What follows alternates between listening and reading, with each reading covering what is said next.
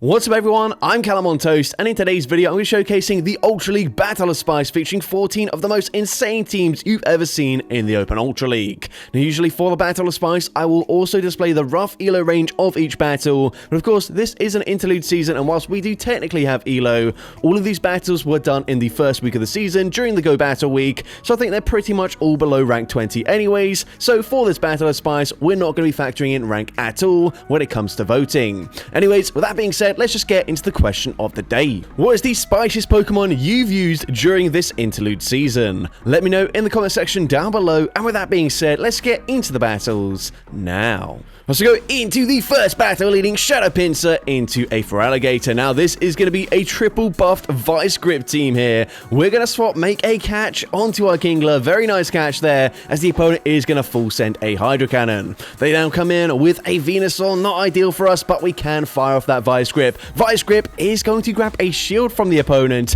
and the opponent committing to a farm down. Unfortunately, they do get that full farm down there. Literally the perfect farm down, but we can come back in with the Shadow Pinsir. Vice Grip is going to grab both shields from the Venusaur. They still haven't thrown a charge move. They've got so much energy. We're going to shield, and they do go for the Frenzy Plant, but we're already at another Vice Grip. So Vice Grip, it's non-stab. It does decent damage, however, and the opponent banks some energy before swapping back into Feraligatr. But we can come back in with our Crawdaunt here. The opponent once again going for the Hydro Cannon, and now we are going to look to overfarm. Looks like we're going to farm up to at least back-to-back Vice Grips here before throwing a charge move and actually farming up to 100 energy.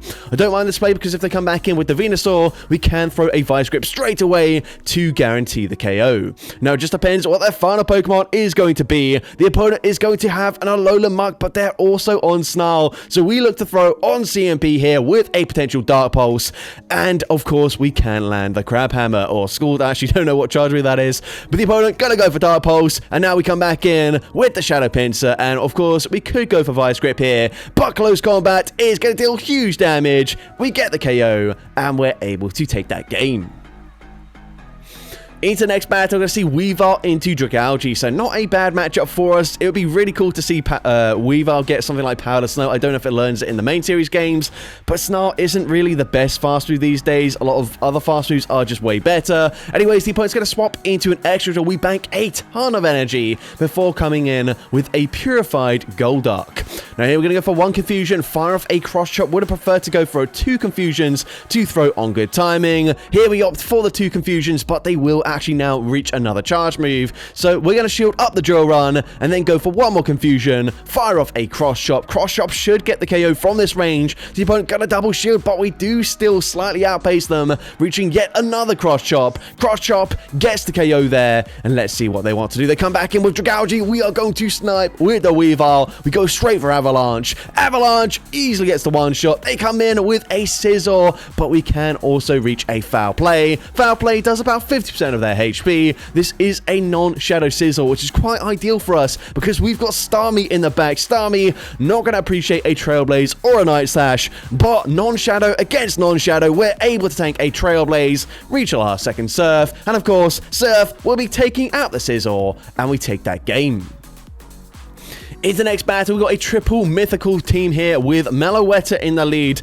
Surprisingly, not on Psyshock. I believe this Pokemon does learn Psyshock, but we've got Dazzling Gleam and Thunderbolt for coverage, both of which, and actually all of these moves would be hitting for super effective damage anyways, but we go for Thunderbolt there. They're now going to come in with Muk, and we are going to go for Dazzling Gleam.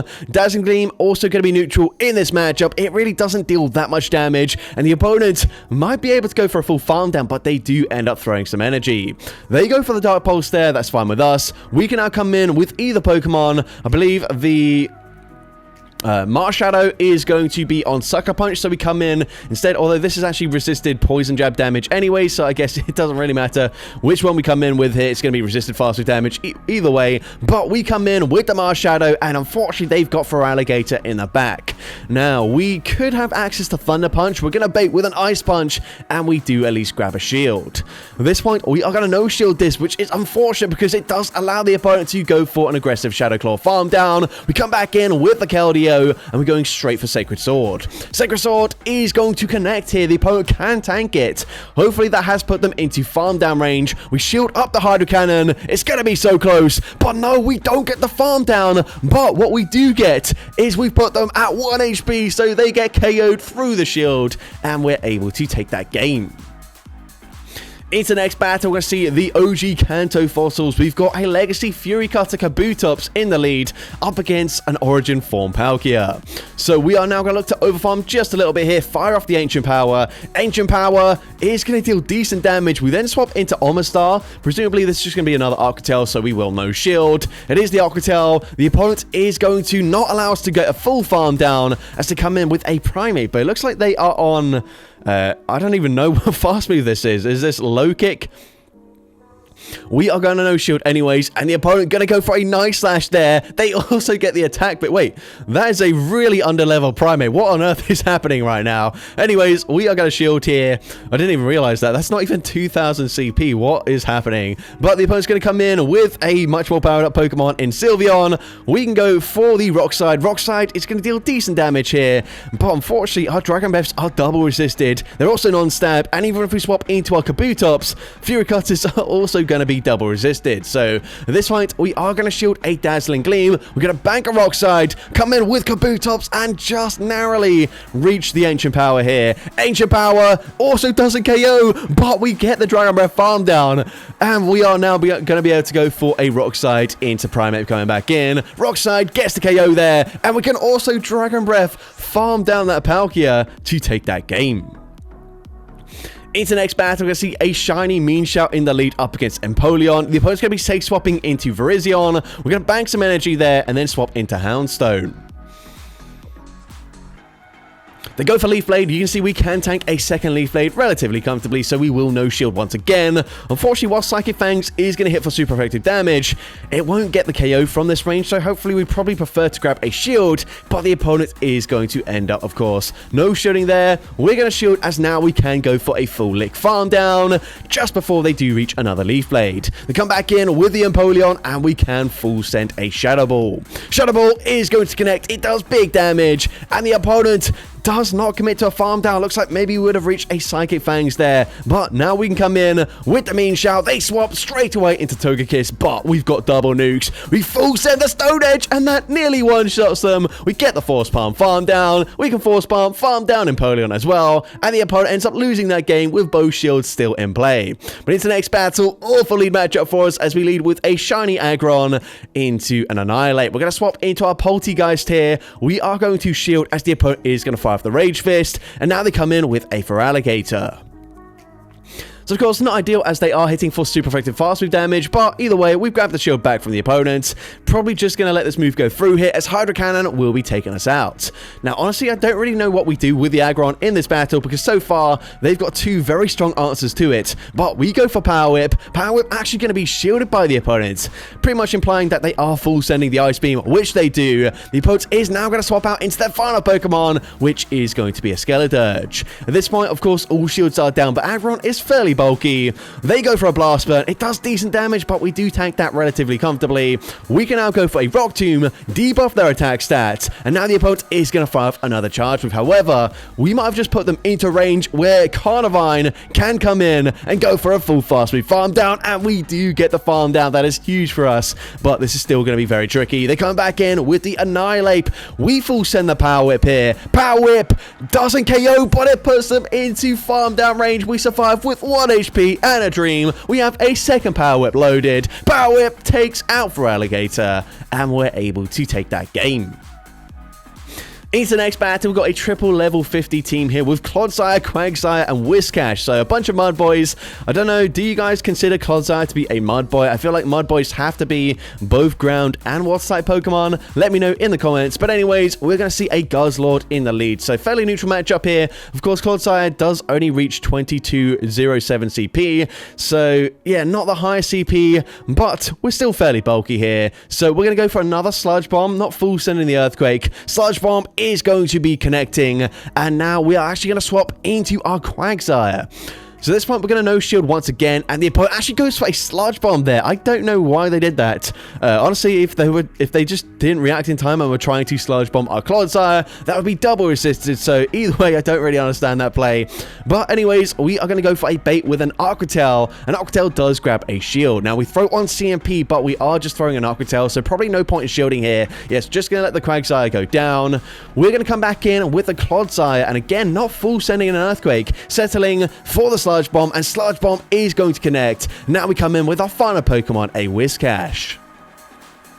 We're going to no-shield the first move as they do fire off a Brutal Swing this time around, which is the correct move to go for, as Sludge Bomb is resisted across the entire team. We no-shield yet again, and we can go for a full farm down. The opponent is going to come back in with Greninja. We don't have access to Mud Bomb, so we are going to go for the Scald. Scald is going to connect. It also drops their attack stat. However, we are very low right now. We still got 2 shields, so we use our first one. We can now go for a Scald here, and Scald will, of course, get the KO up against this Greninja. They come in with their final Pokemon, a Shadow Typhlosion, and here we can just farm up, fire off a Scald, and Scald will be enough damage to take out the Shadow Typhlosion, and we're able to take that game. Into the next battle, we've got my least favorite Pokemon. However, this is in the Ultra League, where it is a level 50 Pokemon, and it does also just barely reach 2200 CP. So, of course, I'm talking about Wigglytuff. We're now going to swap into Necrozma, and I have actually never seen this form of Necrozma in battle. They are going to debuff our attack stat, of course. We do have access to Iron Head, which is really nice coverage for this matchup. Iron Head is unfortunately shielded by the Florges. That is not ideal for us, but we are going to shield as well in return. The opponent fires off the Chilling Water, and we can go straight for a second Iron Head. Even double debuffed here, this might end up getting the KO, so the opponent is going to double shield and just keep on spamming out these Chilling Water debuffs. What is that animation from Necrozma? That was like, oh, I know I'm going to get KO'd here, so I'm just going to put my hand up in embarrassment. But anyways, we're going to come back in with the Wigglytuff, and we are now going to swap and snipe with the Shadow Electrode. Unfortunately met with Swampert, but we've got access to Hyper Beam, so we are, of course, gonna shield here. The opponent is gonna go for the Hydro Cannon. We then wait here just to make sure the opponent doesn't make a catch, but we end up waiting like 4 turns, which was unnecessary. But Hyper Beam gets the one shot. They come in with a Togekiss, and unfortunately they will outpace us here to an Aura Sphere. Aura Sphere is going to get the KO, but Wigglytuff is so loaded on energy. We can go for the Icy Wind. Icy Wind is super effective. It doesn't KO, but we can also reach a Swift, and Swift is stab damage. It takes out the Togekiss, and we're able to take that game. Into the next battle, we've got a triple level 50 team here, leading with a Roselia, not Roserade, and the opponent's going to swap into a Kyurem. So we come in with Dedenne, a Pokemon that unfortunately got buffed this season. I believe this trainer did try to send, well, they did send some Dedenne battles at the end of last season before he got nerfed in the Ultra League. However, unfortunately, I just didn't see it in time. So that is not ideal for us, as of course, Dedenne did get nerfed this season. It's not that great in the Great League right now anymore, so especially not that great in the Ultra League. But anyways, we come in with Togedemaru, and because this is a Florges, we are likely to see a Chilling Water, meaning they're going to shield the first charge move. So we bait with a Fell Stinger. That is now huge for us because firstly, we can outpace them, but we are still boosted in our attack stat. So we can go for Wild Charge. Wild Charge does huge damage. We then swap, we catch a resisted Chilling Water onto our Roselia. Of course, that is going to debuff our attack stat, but they come in with a Feraligatr. So at this point, we're going to shield up a Hydro Cannon. Maybe would have just barely lived that, but I actually don't know. I don't know how bulky Roselia is. We're going to go for a Sludge Bomb here. Sludge Bomb is actually no shielded. It doesn't really deal that much damage. However, it doesn't really matter at this point, as we've put them into range where Togedemaru can come in, Thundershock farm them all the way down, and we could have just gone for a Thundershock farm down here as well, but we're going to go for a Fell Stinger. Fell Stinger is going to be shielded. We get the Thundershock farm down anyways, and we're able to take that game.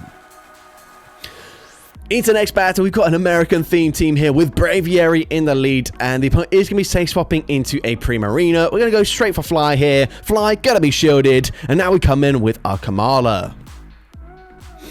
Now, unfortunately, both Kamala and Gumshoes aren't particularly great here, and the opponent, well, we're actually going to no-shield. I don't really understand that play because this is going to be quite awkward when they double shield, and we have to come back in with our Braviary because Gumshoes is running Bite as the fast move. So here, we're going to shield up the next Hydro Cannon, and the opponent is actually going to help us out massively by swapping into a Torterra.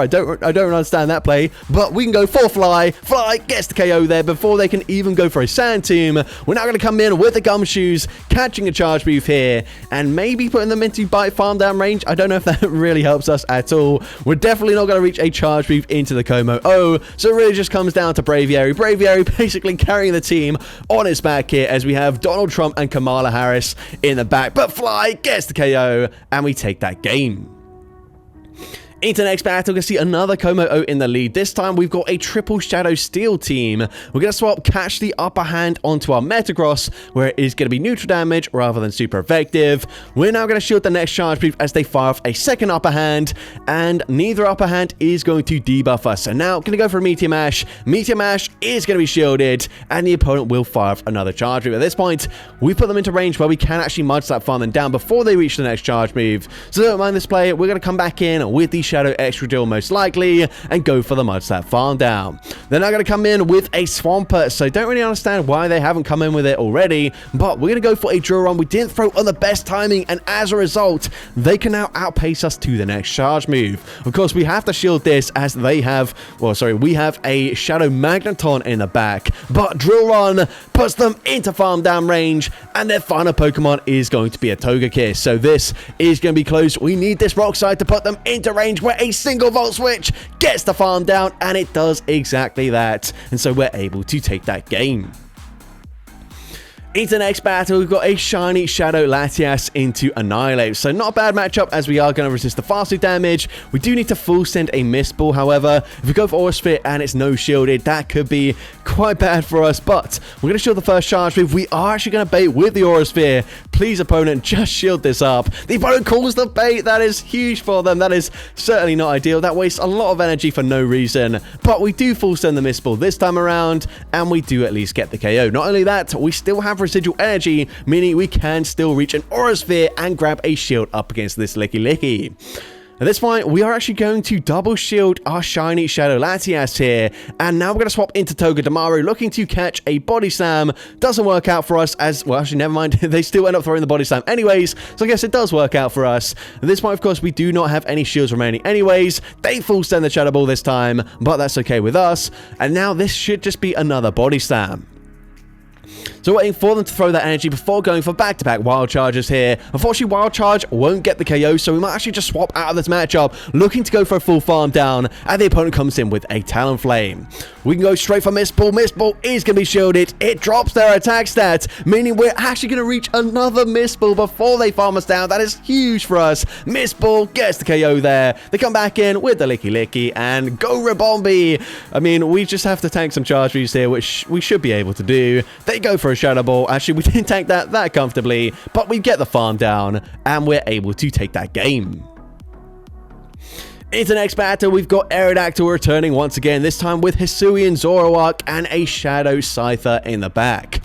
The opponent's going to be leading with a Regidrago, so not that bad because we can hit for super effective damage with the Dragon Breaths. We no-shield a Dragon Energy that does huge damage. We then go for an Earth Power there, which I don't know if that does do more damage than a Rock Slide, as it is, of course, non-stab, so I don't know, let me know in the comment section. But they are going to come in with the Florages. We come in with our Shadow Scyther, as we are hitting for resisted fast food damage, which is a bit of a surprise, but we are going to go ahead and no-shield the Chilling Water, and they actually come back in with that Regidrago.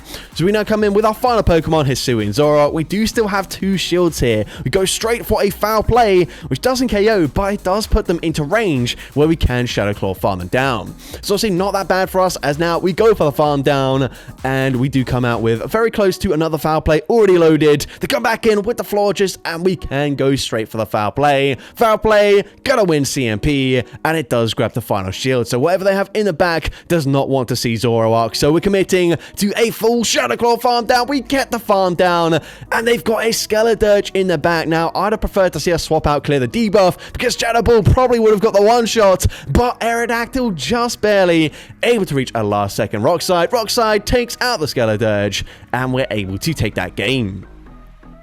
Now going into the final battle, I believe, of this video, leading with a Sunny Cherub into Charizard and met with a Razor Leaf Venusaur. Are you kidding me?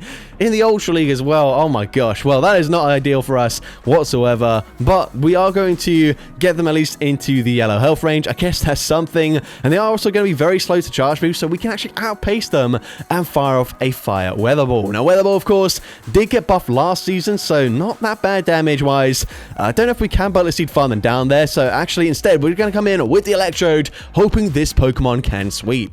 Of course, we already know Charizard is weak to the electric typing, and they come back in with the Charizard, meaning maybe they are double weak to this Electrode here. And I mean, to be honest, a lot of teams do disrespect the electric typing, having either a Fly type and a Water type on the same team, or maybe two Water types. So either way, we might be looking good here. We're going to go for another Discharge. Discharge is going to grab the final shield, and now we're actually going to swap out and make a really nice catch there, meaning we don't have to use our final shield just yet. They go for a Dragon Claw. We are going to go for a full farm down, and the opponent's going to have a Gyarados in the back. That is literally the best case scenario for us, as Discharge, double super effective, it gets the one shot, and we're able to take that game. So that's going to be it for today's video. If you did enjoy it, please make sure you leave a like, leave a comment letting me know, and as well, don't forget to respond to the question of the day if you haven't done so already. And if you want to see more content like this in the future, make sure you hit that subscribe button and turn on post notifications. That way you'll be notified whenever I upload a new video. Now, if you want to take your support to the next level, you can become a channel member with perks including early access to new videos, shoutouts at the end of each video, custom loyalty badges, and custom emojis to use in the comments of every video. I want to say a massive thank you to everyone that has become a channel member already. Your support is greatly appreciated.